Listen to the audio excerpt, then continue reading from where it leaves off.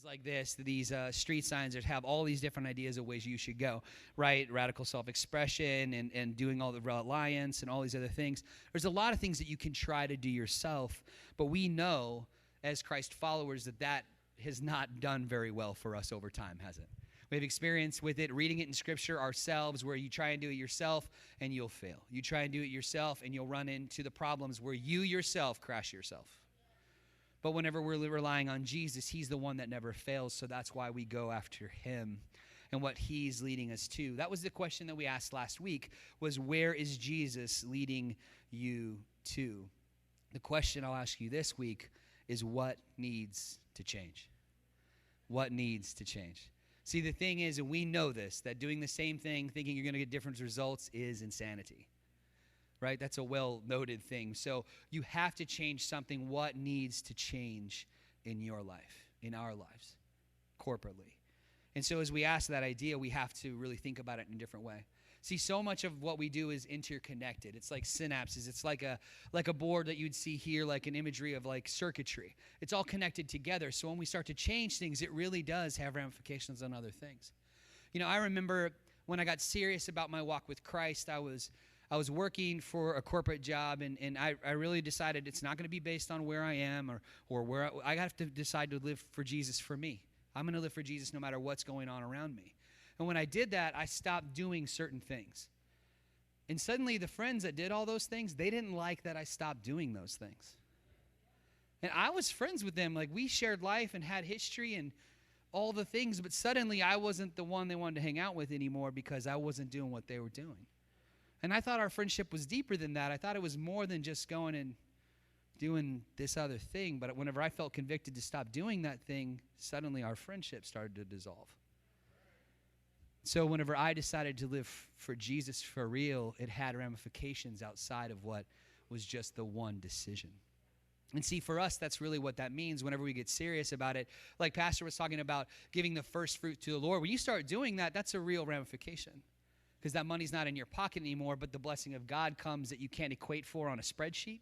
But it doesn't make sense unless you're walking in faith.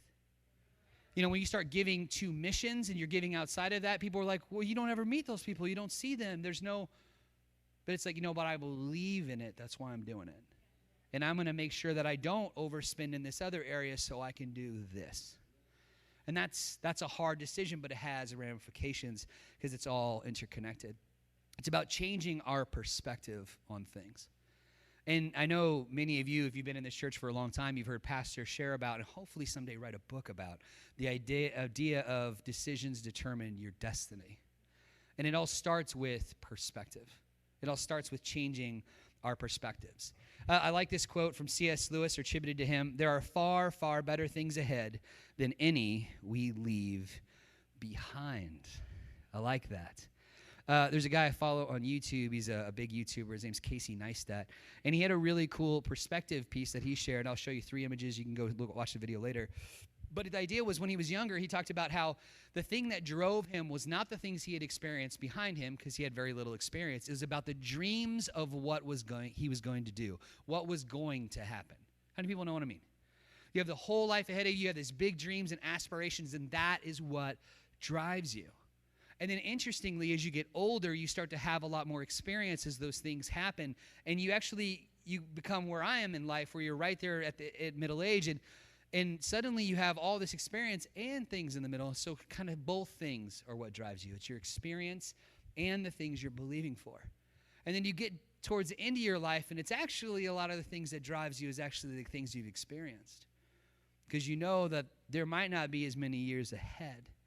And so it's not about the dreams and aspirations as much as it's the driving force behind what you've experienced.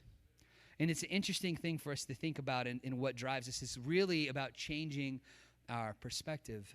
I like this. This is another quote attributed to C.S. Lewis: "You are never too old to set another goal or to dream a new dream." I like that. And I know that's hard, especially as you get older. I mean, I was talking with my son some time ago. I made this dream list when I was young. I think I was 17 when I really put it down on paper. And it was this whole list of things that I wanted to accomplish in my life, right? Like I had this big span of things in front of me that I wanted to do, and I was going to do all of them, right? I mean, none of them were going to fall off the list.